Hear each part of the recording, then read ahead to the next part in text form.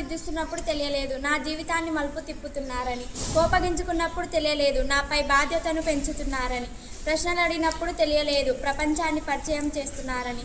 పరీక్ష పెడుతున్నప్పుడు తెలియలేదు నా ఆత్మవిశ్వాసాన్ని పరీక్షిస్తున్నారని.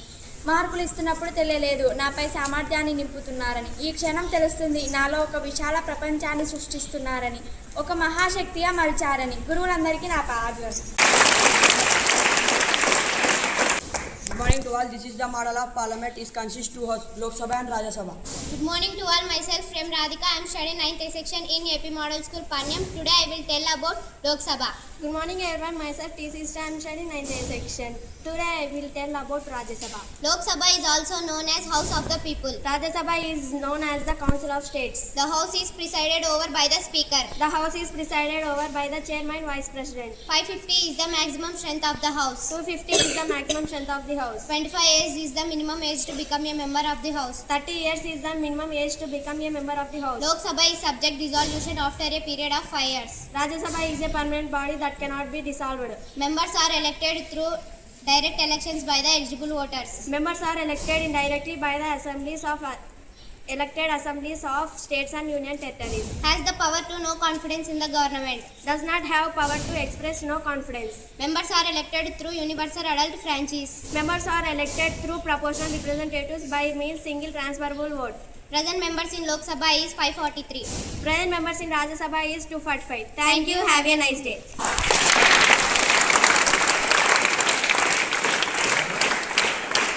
They explained about that parliament. So చాలా బాగా పార్లమెంట్ గురించి చెప్పారు. సో మళ్ళీ నా క్వశ్చన్స్ రెండు. How many houses are there in parliament? One is, another one is. So Rajya Sabha is also known as house of elders అని కూడా అంటారు, పెద్దల సభ అని కూడా అంటారు. ఓకేనా? సో లోక్సభని ఏమంటాం మనము?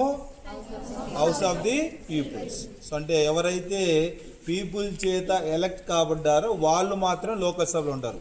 అంటే they are elected by whom? People. అందుకే హౌస్ ఆఫ్ పీపుల్స్ అంటున్నాం.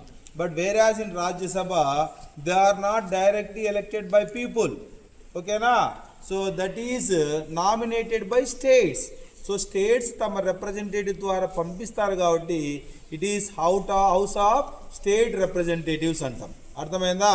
సో రాజ్యసభలో ఎవరిని కూడా మనం డైరెక్ట్గా ఎలక్ట్ చేసుకోము, ఓన్లీ లోక్సభలో మాత్రమే ఎలక్ట్ చేసుకుంటాం అనేది చాలా బాగా ఫ్లూయెన్సీగా చాలా బాగా చెప్పారు. మీరు అప్పుడప్పుడు సెమినార్లు కూడా ఇస్తూ ఉంటే నెక్స్ట్ ఇయర్ మన కాంపిటీషన్స్కు మనం ఉపయోగపడుతుంది. 9th కింద district level drawing competition. Likhith Royal వచ్చాడా? ఎస్, రాకమ్ Likhith Royal, commanders.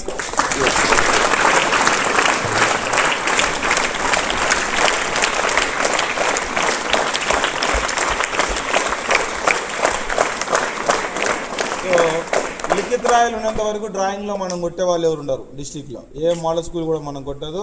Congratulations Likhith Rayal, very good నాన్న, వెరీ గుడ్. కొట్టండి మళ్ళీ క్లాప్స్ లిఖిత్ రాయల్.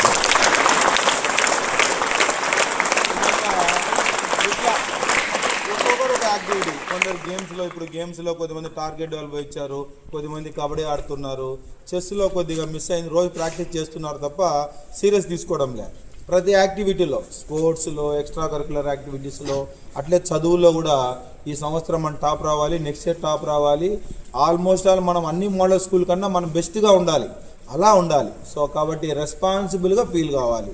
మీరు ఎప్పుడు కూడా చదువును బరువుగా తీసుకోకూడదు, ఎప్పుడు కూడా బాధ్యతగా తీసుకోవాలి. ఎందుకంటే బాధ్యతగా ఎందుకు తీసుకోవాలంటున్నానంటే మీ తల్లిదండ్రుల కష్టాన్ని మీరు ఎప్పుడైతే గమనిస్తారో అప్పుడు చదువు అనేది బాధ్యతగా ఉంటుంది.